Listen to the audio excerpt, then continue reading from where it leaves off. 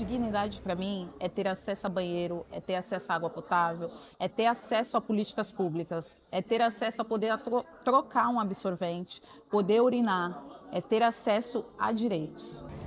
Você já precisou comprar algo em estabelecimentos comerciais para poder ter acesso a um banheiro? Sabia que o saneamento é um direito seu? A falta de banheiros, bebedouros, refúgios climáticos, arborização e até lavanderias sociais é uma violação da dignidade que empurra as pessoas para a invisibilidade. O que muda, né, na vida das pessoas é o impacto que isso dá quando a gente tem acesso a direitos de políticas públicas.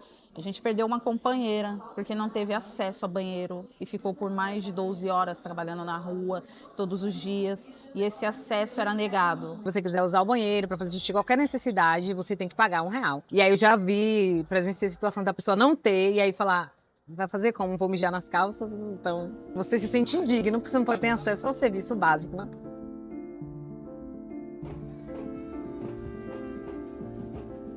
Hoje em dia, o saneamento ele é muito discutido e apresentado para a sociedade como se fosse, acaba sendo um serviço barra comércio, né? Aquilo que o Estado precisa prover para as pessoas. E essa discussão do saneamento na ótica de dignidade, de direitos humanos, às vezes é deixada de lado. Hoje no Brasil a gente não tem reconhecido na Constituição saneamento como direito humano, né, direito fundamental. É uma luta inclusive do Ondas e de diversos grupos, né, que lutam pela questão da água.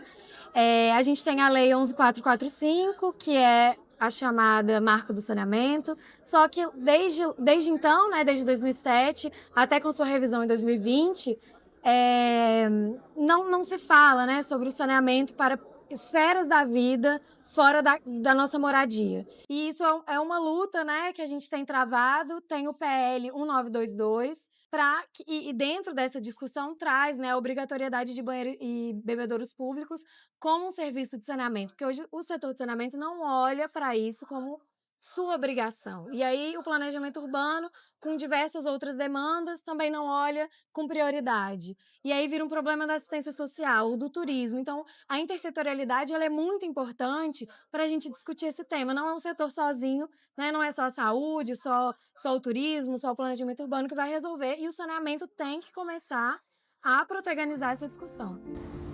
A água e o saneamento são considerados direitos humanos essenciais e, como tal, devem atender a requisitos básicos. Tem que ser fácil de chegar, com acesso a todos, economicamente acessível, limpo e seguro, assegurando a privacidade e a dignidade. Na teoria, é lindo. Na prática, vemos banheiros trancados, fora de serviço, sem papel higiênico e sabão. Se a cidade é de todos, por que o banheiro e demais instalações são privilégio de poucos? O encontro entre o corpo e a rua revela algo essencial. A infraestrutura não é luxo, é manutenção da dignidade. A cidade promete ser pública, mas o acesso é condicionado.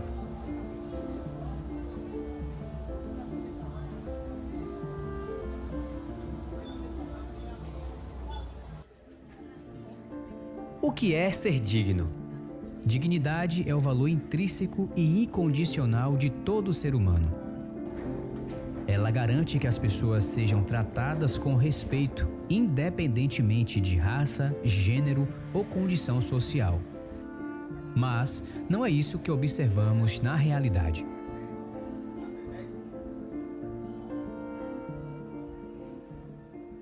Vida digna é ter os direitos, né, que a gente temos. Saneamento básico, direito à educação, segurança. Todo o direito que está na Constituição, ele deve ser entregue ao povo. É uma questão pública isso aí, porque a gente às vezes não pode nem fazer um lanche porque não tem lugar de lavar as mãos. Às vezes nós passamos por todo tipo de humilhação pelo fato de não ter um banheiro público, não ter um lugar da gente chegar e até passar uma tempestade com uma chuva, qualquer coisa assim. A água é comprada a água. Nós temos que consumir 3 litros de água. 3 litros de água são 6 garrafinhas. Eu acho que para gente que ganha por conta aqui, 6 garrafinhas por dia não tem como a gente nem suprir essas necessidades. Às vezes nós passamos dificuldade de beber água por causa... Não tem condições de comprar. Aí nós temos que parar o serviço, ir para nossa casa e fazer nossas necessidades. É muito difícil para a gente trabalhar aqui na rua. Desde 2010, o acesso à água e ao saneamento é considerado um direito humano pela ONU. E o Brasil concordou com isso. Além disso, a ONU estabeleceu que os direitos humanos à água e ao saneamento devem seguir todos os princípios gerais dos direitos humanos, dentre eles o de igualdade e não discriminação. Na prática, se as lideranças governamentais seguissem essas orientações da ONU, os serviços deveriam ser ofertados em todas as esferas da vida, com qualidade e para todas as pessoas. Porém, em muitos países, incluindo o Brasil, a garantia de banheiros e água nos espaços públicos não foi absolvida pelo setor de saneamento. A ausência de instalações sanitárias e de acesso à água potável nos espaços públicos configura uma violação direta aos direitos dos trabalhadores informais e ambulantes. Enquanto trabalhadores formais contam com a proteção de normas de saúde e segurança ocupacional, como a NR24, os trabalhadores das ruas permanecem vulnerabilizados. Pessoas em situação de rua, catadores, feirantes e qualquer pessoa que utilize a rua como meio de subsistência enfrentam as consequências do descaso público. Nós estamos falando de acesso à água, a saneamento, ao banheiro, ele está falando de questões fisiológicas. Que entram em questões também subjetivas, mas objetivo fisiológico, você precisa fazer xixi no banheiro. Essas questões de apoio significa discutir o óbvio também, né?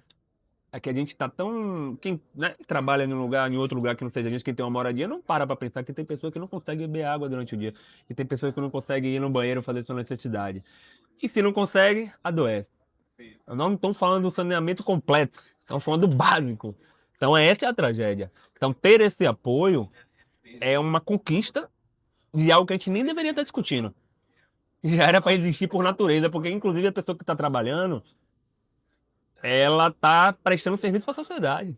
Seja entregador de aplicativo, seja camelô, e a população em situação de rua também, porque existe uma concepção errônea do senso comum, que é vagabundo, que não gosta de trabalhar, mas a grande maioria da população em situação de rua está em pesquisas também, são trabalhadores.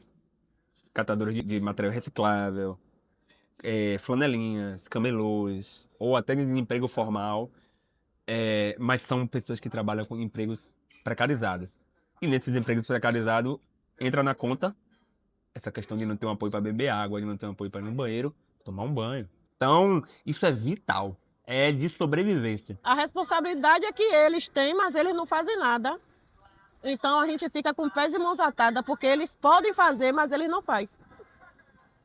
E fala assim, o que é que tu daria pra tu, na tua experiência, e de outros profissionais ambulantes, realmente tivesse da maneira adequada?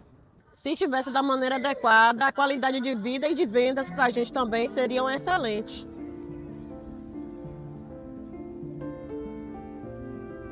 Mas como podemos transformar essa realidade? O primeiro passo é reconhecer a própria dignidade. Conhecer seus direitos e seu lugar no mundo deve ser um exercício constante para todos.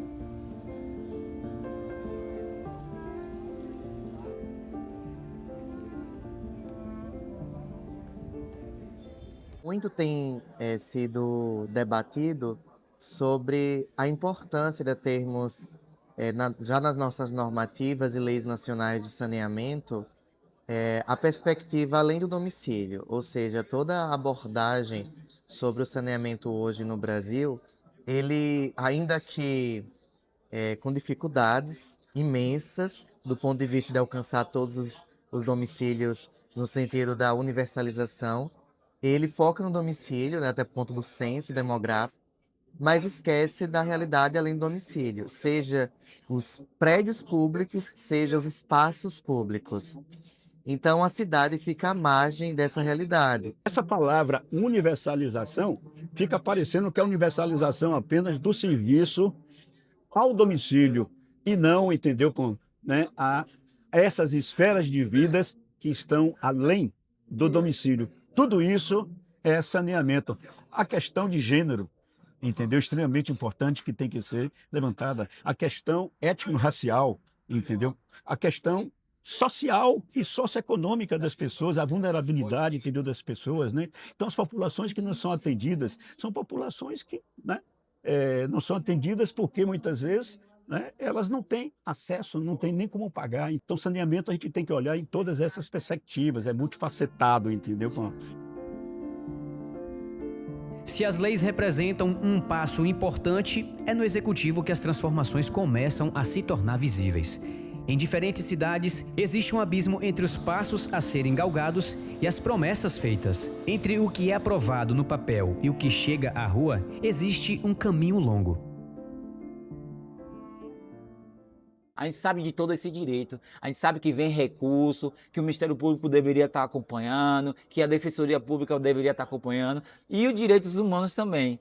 De falância não podemos viver, vivemos da prática, da vivência dessas políticas efetivadas. A gente exige, né, que esses órgãos possam acompanhar e fiscalizar essas políticas públicas, porque sabemos que existe recurso para isso, para que tenha o básico, o mínimo de um ser humano digno possa sobreviver em um bem-estar, tomado um banho, com a roupa limpa, uma alimentação de qualidade, acesso a esses direitos. E são os básicos que não está sendo contemplado. Ainda que escassas, surgem iniciativas relevantes no país. São banheiros autolimpantes implementados em alguns poucos municípios nacionais. Previsão orçamentária para instalações sanitárias em plano municipal de saneamento e a recente aprovação do acesso à água potável como direito fundamental na lei orgânica do município de BH. Há também lutas em andamento. A inclusão de bebedouros públicos nas legislações, a criação de refúgios climáticos equipados com bebedouros e a destinação de recursos públicos para fortalecer os serviços integrados entre órgãos governamentais e organizações da sociedade civil na interface com a população em situação de rua. São coisas que estão aí surgindo, mas é necessário muito cuidado para que essa política pública de fato integre essas pessoas, né? A população em situação de rua no Brasil, por exemplo, está chegando ao número de quase 400 mil pessoas. Isso é, assim, alarmante. Isso se fala em crianças, idosos, especialmente mulheres pretas e homens, né, pretos. Então, é uma realidade, assim, muito desafiadora. Não é um favor, é uma obrigação do poder público construir esses locais. Entende? E especialmente para essas populações, é uma situação, assim, de vida ou morte, é uma necropolítica. Ou garante tem vida, ou não garante, hoje vai ser a consequência de morte das populações.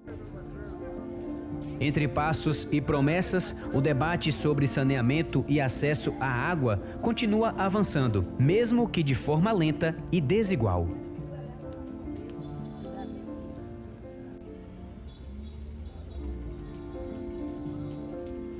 E entre o corpo e a rua existem direitos que precisam ser preservados. Água, saneamento, na rua são inalienáveis.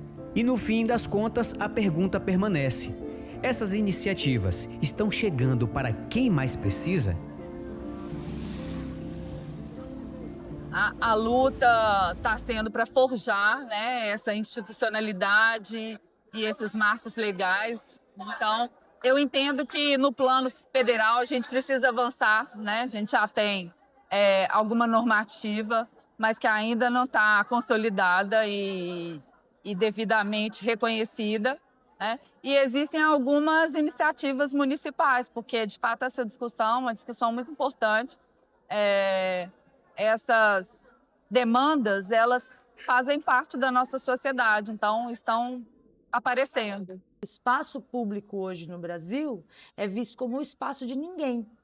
Se o governo tivesse assim uma consciência de todo lugar ter um banheiro público, algumas partes assim tem um banheiro público para o povo, mas aí também não adianta o governo botar um banheiro público em alguns lugares e não ter uma pessoa para administrar. O espaço privado, você consome esse espaço. Então, para eu usar um banheiro e ter que pagar por ele, ele é um espaço privado. Por mais que você diga, não, ele é um espaço público, mas você cobra uma tarifa para usar, ele tem um caráter privado, né? Ah, só funciona, tem muito isso, né? Só funciona se cobrar, porque aí as pessoas vão valorizar. Tem muito essa ideia, né, de assim, você tem que cobrar um valor para a pessoa valorizar o serviço, né? Será que é isso mesmo? Ou a gente precisa repensar o espaço público como um espaço de convivência, né? Um espaço de todos. Eu acho que esse é um modelo que a gente sonha, mas que é um modelo que vem sendo rechaçado, um modelo que vem sendo negado, né, ao longo de muitas décadas, né? E agora, transformar este anseio em política pública, superar o déficit de instalações, exige 5 eixos estratégicos: o reconhecimento da água e saneamento como direitos da Constituição, integração nos instrumentos de planejamento urbano, saneamento e saúde, a destinação de recursos públicos e gestão eficiente das instalações, a infraestrutura acolhedora, resiliente e de alta durabilidade, a gestão participativa e fomento ao desenvolvimento local. Com esforços alinhados, é possível trazer mais dignidade a quem mais precisa. Na sociedade, ela se configura nessa tentativa de buscar um equilíbrio entre os poderes, né? Executivo, judiciário e legislativo, atravessado pela pressão popular. Não é que só está funcionando né? À medida que alguns prefeitos, por exemplo, abraçam a causa e oferecem bebedouros, eles assumem no executivo já essa exigência constitucional. Só que na prática, o que é que acontece?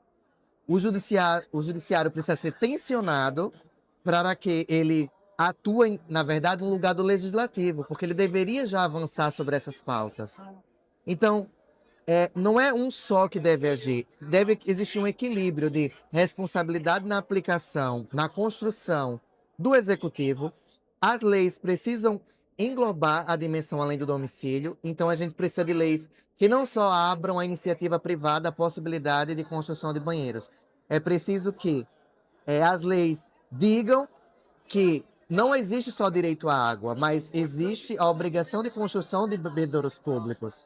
Então a lei precisa também dar essa orientação, né? E claro que vai ser assumida a partir de diretrizes, estudos dos melhores locais, e no sentido judiciário que, como ocorreu com o Supremo Tribunal Federal, futuque os poderes, né? Ou seja, vocês não estão agindo, nem estão legislando e nem estão executando o que é preciso ser executado. Só a luta muda a vida, essa é a palavra de ordem. Não existe a possibilidade de fazer isso de forma individual. Sozinho não dá, né? E questões complexas, não existe resposta simples. Não é necessariamente uma falta de legislação. Tem coisas que a gente precisa de legislação nova, atualizar, tem. Mas tem muita coisa que já está no papel e a gente precisa unir forças para poder alcançar os objetivos que nós estamos lutando. A inclusão de banheiros, bebedouros e lavanderias deve ser meta obrigatória nos planos diretores e de saneamento básico municipais, garantindo retorno efetivo à população.